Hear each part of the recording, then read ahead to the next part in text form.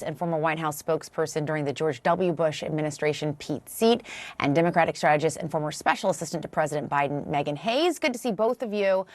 Meghan, first to you. President Biden has always been very confident in his foreign policy skills. He's maintained his support for Israel since October 7th. We are starting to see shifts in the White House's policy, especially when it comes to this potential invasion in Rafah. I know you've been in the room with him for years. Walk us through how he processes information like this, how he might have arrived at the decision to withhold those bombs in this instance. Look, I think he's thinking about, is this actually going, or giving them these bombs actually going to get the hostages back and get a ceasefire, and then work towards a two-state solution and actually peace at the end of the day. And I think that, just like Secretary Blinken was saying earlier today on many channels, this does not accomplish that. This accomplishes mass casualties in Rafah. So they're not withholding all of the weapons. They're withholding a small portion of very, very catastrophic bombs to get Israel to give them a plan of how they're going to go into Rafah to actually eliminate Hamas. I think the president probably looked at this holistically and thought, how can I save the most civilian lives moving forward while still giving Israel what they need to protect themselves? And Pete, Republicans clearly on the attack over the president's decision over these bombs. Is this an issue they think can persuade voters and move the needle for them in November? Absolutely, because President Biden is making foreign policy decisions based purely on politics. And even beyond that, he's allowing college students protesting on their campuses to write America's foreign policy. He's allowing these students who are protesting to decide that we should not stand as closely as we have in the past with our ally Israel, our staunchest ally in the Middle East. And so not every American has been in the room, as my Democratic counterpart has been.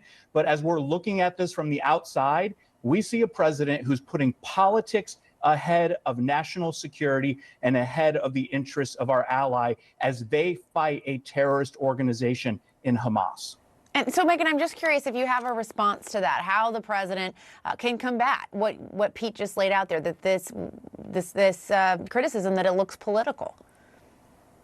I mean, I fundamentally disagree. I mean, he is trying to save more lives. There are millions of people who are in Rafah, who are civilians, women and children. Yes, they're Hamas, and we are giving them weapons to fight. The president has asked for a roadmap of how they're going to go into Rafah and not kill innocent civilians. I don't think that most Americans want innocent civilians to die, and I don't think that anybody wants us to abandon Israel, which the president has made very clear that he is not abandoning Israel. He's giving them weapons. He's literally holding 2,000-pound bombs, which are catastrophic in the terms of civilian casualties. So I would just, tell folks that this is not what he is not abandoning Israel. He is trying to make the best decision to move forward in a humanitarian effort while still giving Israel what they need to protect themselves and to eradicate Hamas. Pete, I want to ask you about something that President Trump said about Jewish voters earlier this week, Jewish voters who are supporting Biden. We can listen to what he said. What Biden is doing with respect to Israel is disgraceful. If any Jewish person voted for Joe Biden, they should be ashamed of themselves. Why does Trump think that's an effective pitch? He thinks it's an effective pitch because there are Jewish Democrats, and we've seen this reported, who are wavering on their support of President Biden. They do not see him supporting Israel. This is a wedge that Joe Biden has driven into the Democratic Party.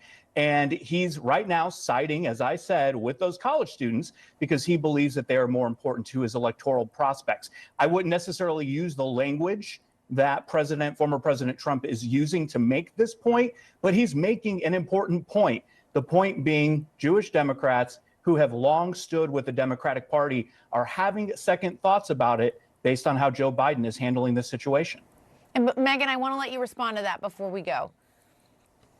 Yeah, I just think that's an extremely patronizing tone. It's just extremely divisive. But what do you expect from President Trump? I mean, he's also the same person that called neo-Nazis that were marching in Charlottesville very fine people. So, he does what's best politically for him in this instance.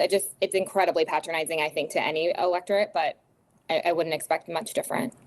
All right, Pete Seat and Meghan Hayes, we will leave it there, but I appreciate your time this afternoon. Thanks so much.